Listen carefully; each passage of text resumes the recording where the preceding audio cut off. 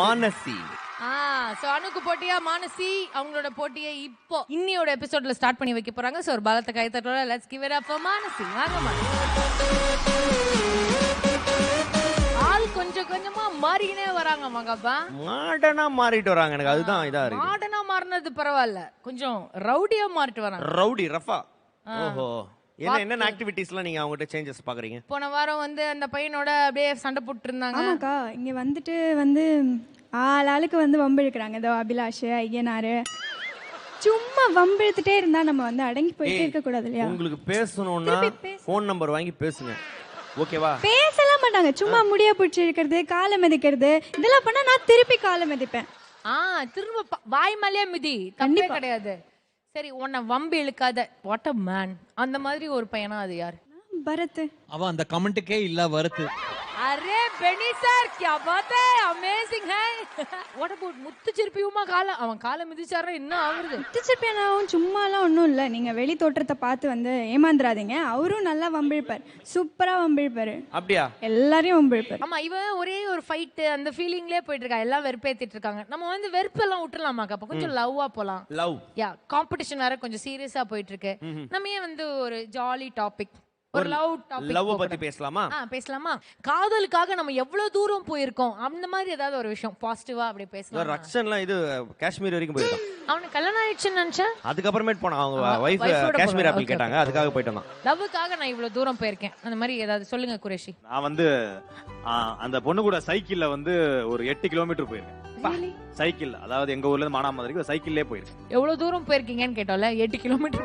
இதுவும் தூரம் தான், லைக்ல மிதிக்கவே முடியாது. 8 கிலோமீட்டர் ரொம்ப கஷ்டம். இந்த பொண்ணு தான் நீங்க கட்டிக்கிட்ட பொண்ணா? இல்லக்கா, நீங்க தேவையில்லாம பேசிட்டு இருக்கீங்க. நம்ம வேற ஏதாவது ஓகே, சாரி. ரக்ஷன் சொல்லுங்க. ரக்ஷன், நீங்க நிறைய பண்ணிருக்கீங்க, மத்தவங்க லவ்க்காக பண்ணிருக்கீங்க. நீங்க உங்க லவ்க்காக நீங்க எவ்வளவு தூரம் போயிருக்கீங்க, அதை சொல்லுங்க. என் லவ்க்காக நான் தூரம் போல, ரொம்ப உயரம் போனேன். மொட்டை மாடில ஏறி உட்காந்தீங்க? செகண்ட் ஃப்ளோர்ல தான் அவங்க வீட்டு பால்கனி இருக்கும். சோ அத வந்து ஜன்னல் வழியா அந்த லேஃப்ட்ல ஏறி அந்த பால்கனி வழியா எப்பவுமே சாக்லேட் உள்ள தூக்கி போட்டுருவேன். சோ அதுதான் அதிகப்படியா அந்த மாதிரி கொஞ்சம் ரிஸ்க் எல்லாம் எடுத்து ட்ரை கொடுக்க போன மாதிரி தெரியலையே. இவ்ளோ ரிஸ்க் எடுத்து போறனா சும்மா போக மாட்டியே? கிரில் எல்லாம் இருக்கும், நான் சாக்லேட் மட்டும் அப்படி போட்டு வந்துருவேன். ஸ்வீட்டி சொல்லுங்க. ஸ்வீட்டி எனக்கு லவ் அந்த மாதிரி இல்ல. குட்டி வயசுல இருக்கும்போது, குட்டினா ஒரு 10th ஸ்டாண்டர்ட் படிக்கும் போது ஒருத்தவங்களுக்கு பிடிக்கும். சோ அப்ப என்ன பண்ணுவேன், சர்ச்சுக்கு வந்து இதுக்காகவே வந்து எவ்ரி சண்டே வந்து போய் பாப்பேன். சோ ஏர்லி மார்னிங்லாம் எழுந்து இதுக்காகவே கிளம்பி அழகா ட்ரெஸ் பண்ணிட்டு. சோ அவ்வளவுதானே. அந்த சண்டே எல்லாம் குளிக்குது அந்த பொண்ணு பாத்துக்க, எவ்வளவு நைஸ், வெரி நைஸ். சோ அதான் கியூட். அகிலன், அந்த சர்ச்ல நீங்களும் இருந்தீங்களா? இல்லப்பா, நீயும் பக்கத்துல ஏதோ ஒரு வீடாமே? இல்லக்கா, காலேஜ் படிக்கும் போது ஒரு லவ் பண்ணிட்டு இருந்தேன். அப்போ வந்து நான் அவருக்கு வந்து பர்த்டே சர்ப்ரைஸ் பண்ணேன். அதான் ஃபர்ஸ்ட் டைம் நான் அப்படிலாம் பண்றது.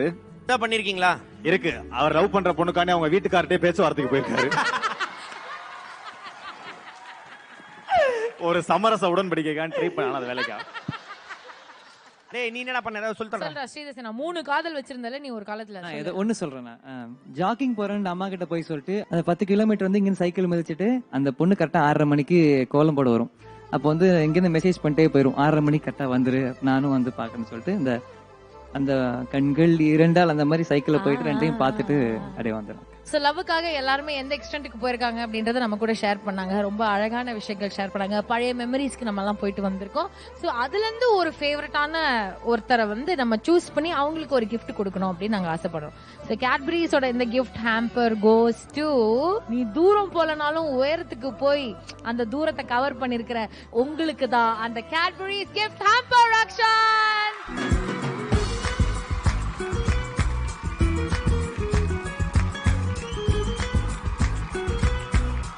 வாங்க வாங்க வாங்க வாங்க.